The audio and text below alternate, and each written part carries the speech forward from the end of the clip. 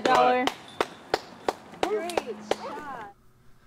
Hello disc golfers, Matt Dollar here again, and I am back with round 2, back 9 of the East Roswell Frisbee Trail. After 9 holes, Walton Satcher's got the lead at 10 under par. I'm at 9 under, and we got everybody else right there behind us. Very good battle with a 5-some here. We're going into hole 10. Going with a thumber with the thrill. Was able to get the birdie on this one in round 1 by throwing the thrill to the top of the hill. I was basically just trying to do that again to play safe, and got a little extra aggressive with the thumber, which is supposed to be the safe play. So I'm gonna have to make a good up and down if I want to get a par after that drive.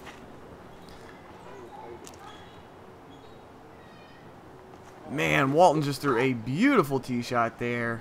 He's probably going to finish a little bit left. It's really hard to take the center gap the entire way without finishing left. Poor John Matlack. That shot looked butter. Should have skipped him up into the middle, probably about 40 feet short of the hole. Instead, he catches the lone root sticking out in the dead center of the fairway. So Walton has the only nice drive of the group. Everyone else is going to be scrambling. I threw a little quick flipping thumber there. Try and get up and down from my par.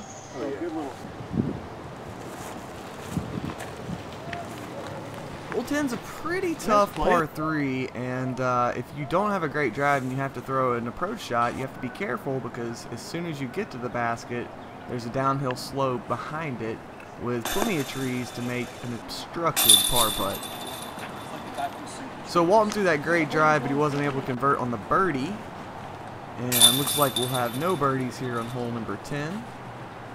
Hole number 10 is about the 4th or 5th hardest hole in the course. So par is not a bad score. And now we'll move on to Birdie Alley, my favorite little area of the course. We got 2 guys at 9 under and Walton at 10 under leading the way. Hole 11 has the double Mando. Plenty of room. Woo, plenty of room. I went with the insanity, going with the quick flipping thumber, but it's a little windy, and played a little closer to the left side than I intended. Okay, we're going to slow-mo replay Walton's thumber shot here. I have no idea how this thing skipped forward. It looked like it was going to skip slide left of the Mando or cut roll right, and just hit the perfect pine straw or something. Created that insta skip flip. I don't even know how that did what it did, but he's gonna like the result there.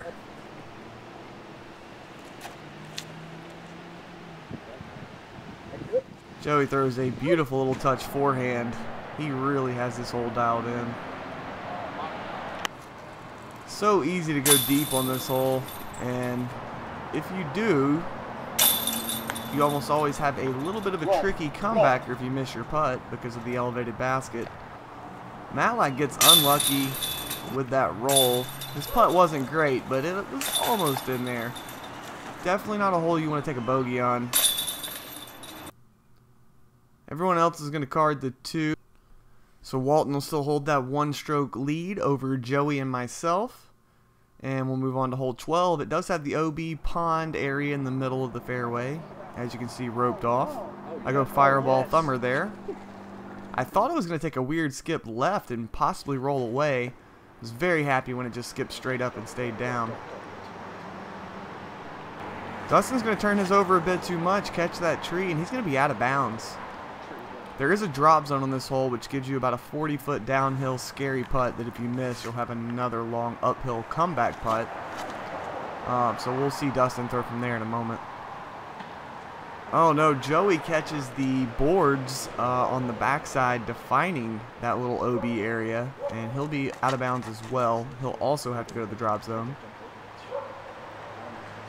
Oh. Matlack almost dials up the ace with his AVR there. Great putt from Dustin. This drop zone is very, very tough. I was playing this drop zone for the last week or 2 leading up to this event, and the 2 different times that I went out of bounds. One time I made the putt, and the other time I 3-putted because I went down the hill. Matlack taps in that birdie. And Joey will take the bogey here.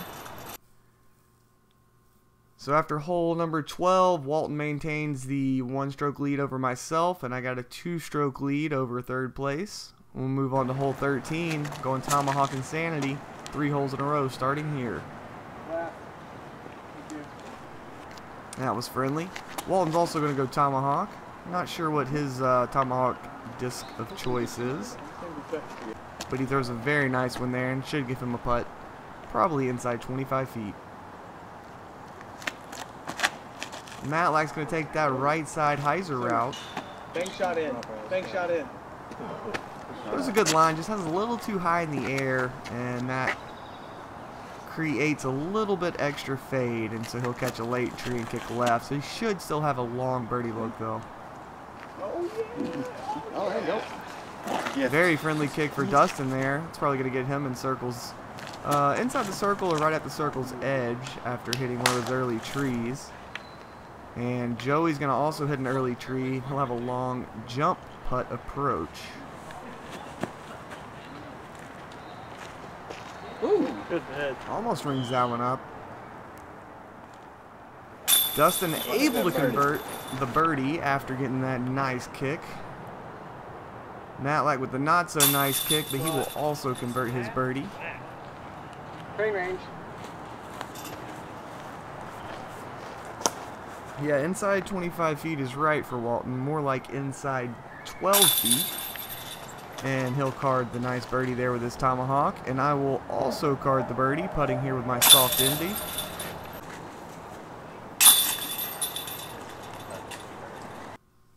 Joey's not happy about that par, spits it out, so he gets a 3. Everyone else cards the 2. And we move on to hole 14, another little tunnel shot.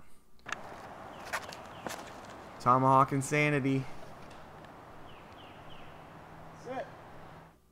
Stop. Thank you. The disc gets up and does a little bit of extracurricular activities, but should be able to have a nice putt from inside the circle on this one for the birdie.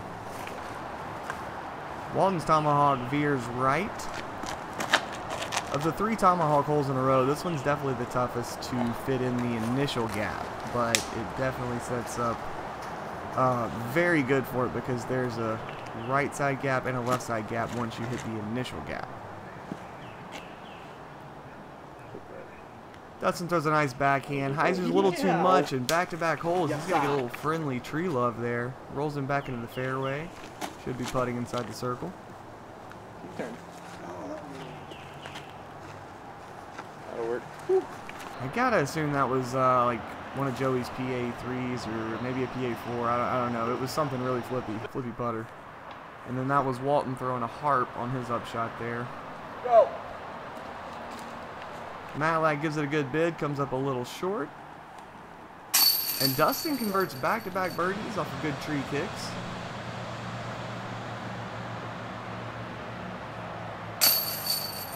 I'm also going to convert my birdie, once again putting with the Envy from behind the basket. Joey ends up between the basket and hole 15's tee, but is able to card a nice, easy birdie putt there. So 3 out of the 5 get the birdie. Myself and Walton are tied at 13 under par. We've got 2 guys tied at 10 under par. And we head into hole 15. Oh, windy days on the Tomahawk. I probably should have waited that one out. It sucked it a little bit left into one of the very first trees. Going to be a tough up and down from there.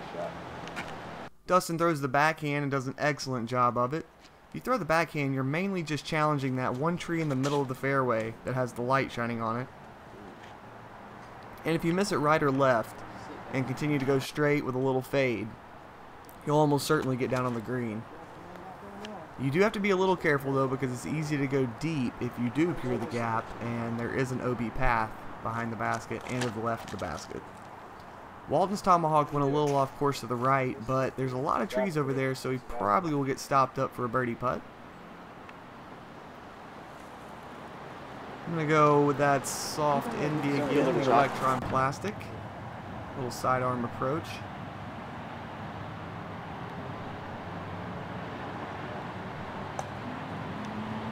Joey almost gets that birdie putt to fall, but not quite. This is definitely one of the most distracting greens because of all the cars. There's a busy intersection, and there's usually a 4-group backup on hole 16's tee pad, which is about 40 feet away. Great putt from Walton to card his birdie. Matlack throws in a putt that somehow goes in. He says he tried to miss it. Joey taps, and so will I. And we will move on to the gauntlet, the last 3 holes, which are so hard here. And Walton will have a 1-stroke lead on me. Dustin's at 11 under. Everybody's still in the ball game though, as we come into the hardest hole in the course. Oh, does not look stiff. What a shot. Your comment about being stiff, it was because we sat for over 30 minutes because of the huge backup here. And Dustin was afraid he's going to be stiff, but he threw a beautiful drive. Walton comes out and crushes a Colossus up there. This is a hole I don't see a lot of people throw high-speed driver, but he threw a really nice shot. Should be way up there. It's going to be left side, but still a good shot. Fairway. Matlack low burns one, and he is happy to be in the fairway, but he's not going to like the result there. That's nice too. I go with the soft electron Envy yet again. That was my most flippy of my 4 Envies that I carry in the bag. And Joey goes with the sidearm just to try and play position and get near the fairway. Might have finished a little bit right. I figured.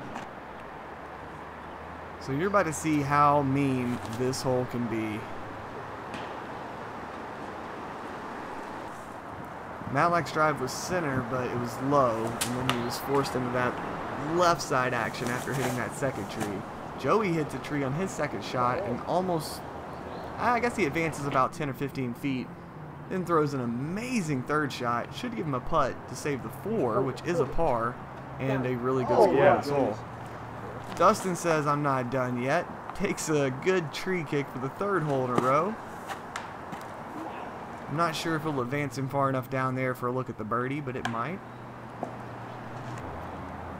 Poor Matlack still suffering, finding all these trees on the way down the fairway. And another one upon entering the green. Oh man, Walton got down probably about the 5th furthest drive I've ever seen on this hole, and was left with a little bit of a tough sidearm angle, not able to get up there. I was trying to run that scary putt because I really wanted to try and get that 3. Oh no, Matlack could not stop the damage for the 6-pack. And that thing actually rolled, so he's going to have about a 28-footer to save the 7. Good time to hit that putt. Jeez. Rough hole.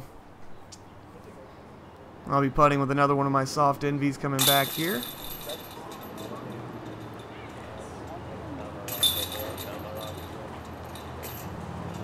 Hole 16 does not disappoint. Dustin Perry with the only 3. And we got 3 4s and then Matlack with the 7. Now the next hardest hole in the course, hole 17. Spoiler alert. During round 1, I gave a spoiler alert here that said that no one in the entire tournament birdied this hole for any of the 3 rounds. Okay. So mainly just trying to play position, get in the fairway here. I'm going with the soft Envy, trying to just play the exact same shot as hole 16, but pulled a little bit there. And anything that doesn't get you out of this, the mouth of this gap, is pretty much insta 4, possibly 5 or 6. And we had a long wait on 16, but we also had a pretty long wait here on 17. These are our only 2 real backup holes. And man, you could tell that second stiff long wait really made everybody throw bad tee shots here on such a demanding tee shot. Everybody's just trying to scramble. I'm going sidearm insanity. Tried to play the understable sidearm because I needed to throw it with more hyzer than I wanted to and still have it push forward while turning right. But as it is, I threw it just a little too flat and caught that tree. Walton throws an amazing second shot, backhand and hyzer, and looked like it stayed clean the entire way. If it did, he should have a reasonable chance at saving the 3 here, which is just as good as a birdie on any other hole. Uphill. Good shot, dog. I go second shot sidearm with a raft there. I thought it might skip up and hit the pin, but it caught those roots by the basket, but didn't go too far. Many times I've thrown good up shots there, hit those roots, and rolled all the way down the hill to where Dustin is.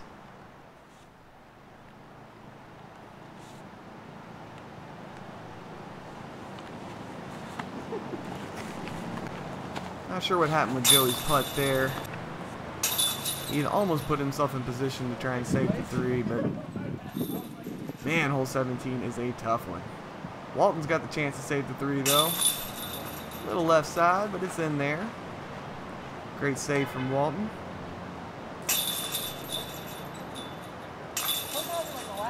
Everybody else taps in. So Walton with the only 3, everyone else with a 4, and Walton will have a 2-stroke lead going into hole 18. I'm 2 behind him, and Dustin's 3 behind him. Oh, you fluff. Oh, it kicked good. That was a really good tree kick for Walton. If you go too early left side, there's a lot of trees there, and you will almost certainly get a 4. But if you can get by the first set of trees and then go left, you're probably going to have a decent chance to save the 3. So Dustin and myself should be in okay position. Walton got that reasonable kick back to the fairway. This is a really hard hole to get a 2 on.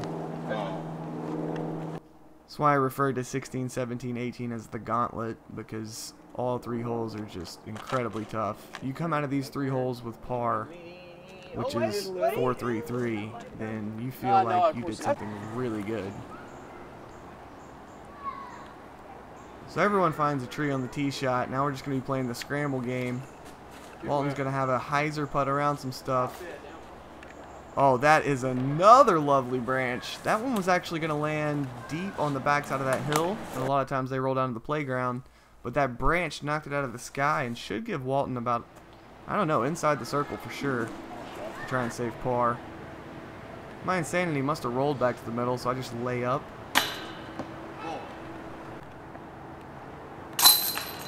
Matlack misses his putt. Oh wow, that's where Walton rolled to. So he rolled back towards the basket and then down to that tree behind it. So probably a good save by the tree roots there.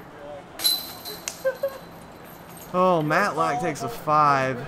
Man, he was like 7 or 8 under par just a few holes ago, and 16, 17, 18 just messed him up. If you're not throwing great shots, you don't need to be unlucky as well. So that's going to conclude round 2's video. We will also have our last round, round 3, lead card video coming soon. And Walton Satcher will be leading the tournament by 2 strokes going into that final round. Dustin Perry will be in 3rd. We got Joey Lutz at 9 under. He's 5 behind Walton. And then joining us for the final round, we will have Matt Versola. So thank you guys so much for watching, and please check back for more videos from Matt Dollar Disc Golf.